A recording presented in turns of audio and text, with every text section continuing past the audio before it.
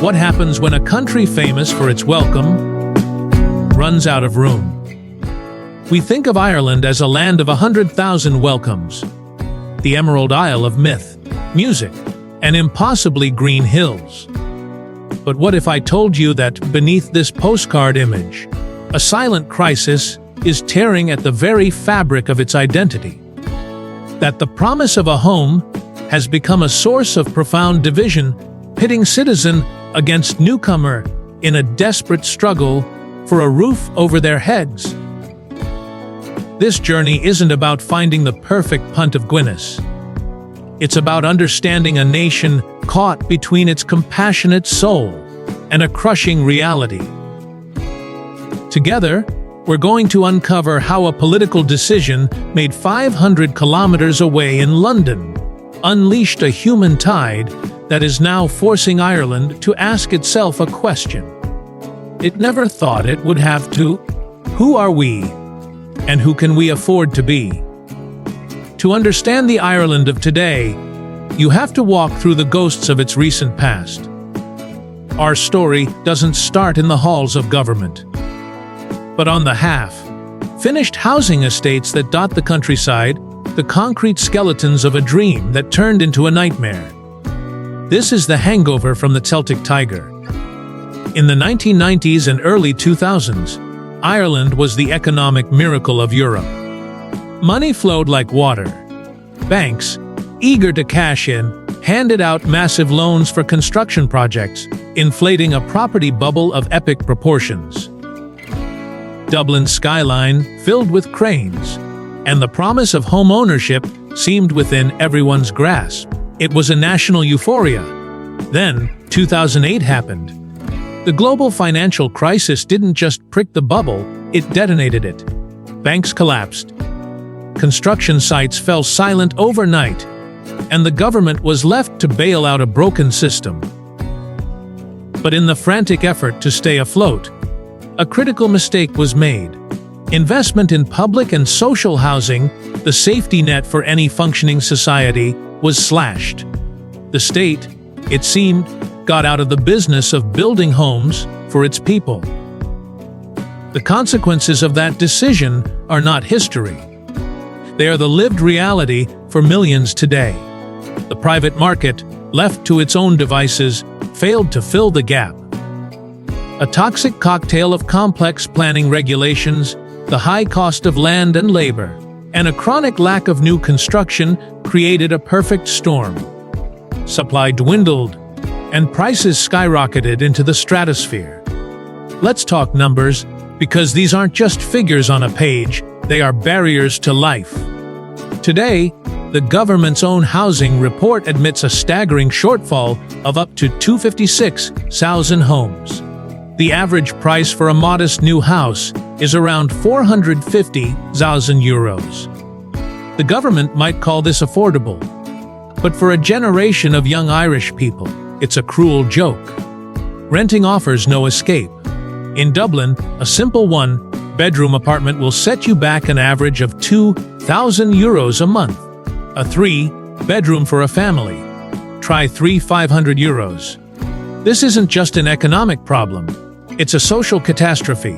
It's the reason you see bright, educated young people, the very future of the nation, either trapped in their childhood bedrooms into their 30s, or forced to emigrate. Just as their ancestors did generations ago. It's the reason why, this past March, over 14,000 men, women, and children were registered as homeless, a 16% jump in just 1 year. They are the first victims of this crisis, the canaries in the coal mine, and it was into this landscape of desperation and scarcity that a single tweet landed like a lit match in a tinderbox. 2 years ago, Roderic O'Gorman, the Irish Minister for Integration, made a public promise. He tweeted that those coming to Ireland seeking protection could be given a free home within 4 months, to a nation where citizens were waiting up to a decade on council housing lists, where families were being evicted into homelessness. This felt like a profound betrayal. The sentiment on the streets was visceral. "They are getting houses before us." It became a rallying cry for a growing sense of anger and frustration. But here's the detail that often gets lost in the outrage. The minister's promise was made primarily in the context of Ukrainian refugees fleeing a full-scale war. They arrived under the EU's Temporary Protection Directive, a special emergency mechanism that grants immediate rights, including access to housing and work, bypassing the lengthy asylum process. It was an act of solidarity enacted across Europe. However, for a public already at its breaking point, that nuance was irrelevant. The perception was set in stone. The government was prioritizing newcomers over its own struggling citizens.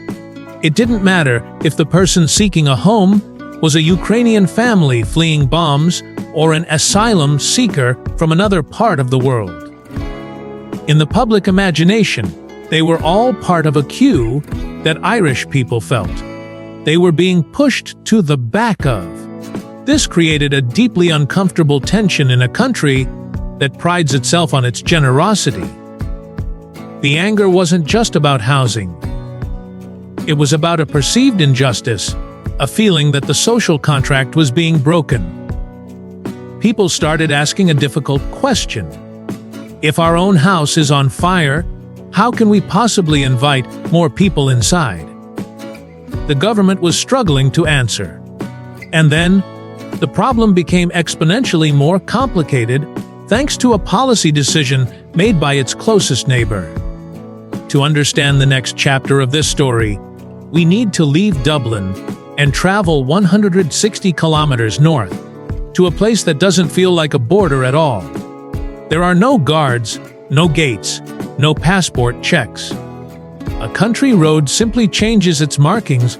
A speed limit sign switches from kilometers to miles per hour, and just like that, you have left the Republic of Ireland, an EU member state, and entered Northern Ireland, which is part of the United Kingdom. This open border, a cornerstone of the 1998 Good Friday Agreement that brought peace to the island, is now the epicenter of Ireland's new migration crisis. For years, asylum seekers fleeing war, poverty, or persecution found it easier to reach Britain. The transport links were more established, the trafficking routes better known. They would spend months, sometimes years, navigating the UK's complex and often hostile asylum system. Then came the UK's new Safety of Rwanda Act, the Sunak government's flagship policy, which threatens to deport asylum seekers to the East African nation with little chance of appeal, sent a shockwave through migrant communities across Britain. For thousands, the welcome mat wasn't just withdrawn, it was set on fire. The message was clear: you are not welcome here. And so, they started to flee. They began looking for an escape route, and they found one in the rolling green hills of the Irish border. They are Arabs, Afghans, Africans, and others, arriving in Dublin at the International Protection Office. Some speaking English with unmistakable accents from Birmingham, Manchester, or London. They see Ireland not just as a refuge, but as their last chance to remain in Europe. The numbers tell the story. In 2023, an estimated 80% of all new asylum applicants in Ireland, thousands of people, did not arrive at an airport or a seaport. They simply walked or were driven across the invisible line from the north. This isn't a flaw in the system, it's a feature. The peace process, the crowning achievement of modern Irish and British diplomacy, is predicated on that border remaining open and frictionless. Irish police can't simply set up checkpoints without being accused of violating an international peace treaty. A point UK Prime Minister Rishi Sunak was quick to make when Ireland floated the idea of deploying 100 officers to the border. The plan was scrapped almost immediately. Ireland was trapped by its own peace accord. But the real trap, the legal one, was set years earlier. on the day Britain voted for Brexit. For decades, migration within the EU was governed by a simple, if sometimes controversial, principle known as the Dublin Regulation. Imagine it as a "you touch it, you own it" rule for asylum seekers. It stated that the first EU country an asylum seeker entered was the country responsible for processing their claim.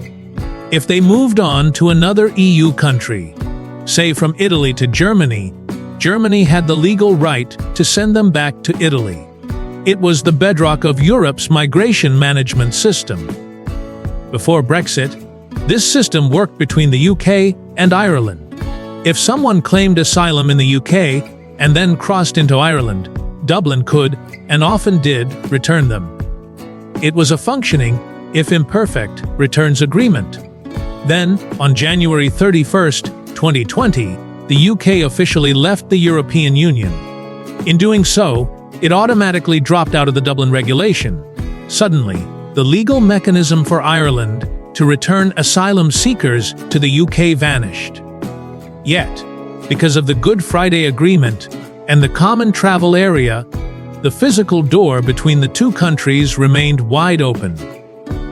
This is the heart of the paradox. The UK has effectively sealed its front door with the Rwanda policy, while leaving the back door into Ireland wide open, and simultaneously removing the legal framework that would allow Ireland to send anyone back. For Ireland, it's a worst-case scenario. It is now the unwilling and legally powerless recipient of a migration flow directly caused by UK policy. Irish officials have warned that they could be dealing with over 20,000 new asylum cases this year alone, a huge number for a country of just 5 million people, with the majority originating from the UK. They have pleaded with London to negotiate a new bilateral returns agreement, but the UK has shown little interest. From London's perspective, the problem has been successfully outsourced. For Dublin, the crisis has become an overwhelming reality, creating two distinct and equally heart-wrenching human dramas on the ground. Let's meet two people who will never know each other, but whose lives are inextricably linked by this crisis. First, there's Oif. She's 29, a university-educated nurse working in a Dublin hospital. She loves her job, but she's exhausted. She lives in her parents' house, in the same bedroom she grew up in. She and her partner, a teacher, have been saving for a deposit for 5 years. Every time they get close, house prices jump again. They watch friends leave for Australia or Canada, where their skills are valued and a home is an attainable dream. She scrolls through rental websites every night. The 42,000 a month price for a tiny apartment, feeling like a physical blow. She listens to the news about housing being allocated to refugees and feels a sharp, guilty pang of resentment. It's not that she lacks compassion. It's that she feels her own future is being stolen from her in her own country. She feels invisible. Then, there's Hassan. He's 24. He fled political persecution in his home country in the Middle East and made a perilous journey to the UK. He spent a year in a hostel in northern England, awaiting a decision on his asylum claim. Then, the news about the Rwanda plan started. Fear spread through his community. He was told by friends that if he stayed, he'd almost certainly be put on a plane. He packed a small bag, took a bus to Belfast, and then another to Dublin. He doesn't live in a house. He lives in a tent, one of hundreds that have formed a makeshift encampment on the streets of Dublin. A stark, visible symbol of the state's inability to cope. He is cold, often hungry, and lives in constant uncertainty. He came seeking safety and found himself in a different kind of limbo. He is grateful to be out of the UK's shadow, but he is also hyper-visible, a symbol of a problem that many wish would just go away. Oif and Hassan are two faces of the same systemic failure. One is a citizen denied the promise of a future. The other, a newcomer, denied the promise of basic shelter. The system isn't just failing one of them, it's failing them both, creating a cycle of despair and division that erodes the very foundations of the society. And the strain doesn't just stop at the front door, it follows you into the hospital. Ireland's healthcare system has long been described as creaking. Now it feels like it's approaching a breaking point. On paper, the country has made improvements with increased investment and some modernization. But talk to anyone on the ground, and you'll hear a different story. You'll hear of GP practices whose books are closed, unable to take on a single new patient. You'll hear horror stories of 12-hour waits in accident and emergency departments. The statistics are damning. Last year, 2.6% of the Irish population reported experiencing unmet medical needs, a figure significantly above the EU average. The primary reason wasn't a lack of desire for care, but simply the inability to get it due to crushing waiting lists. Unsurprisingly, those in the lowest income brackets are the most affected. The system is buckling under the weight of increasing demand.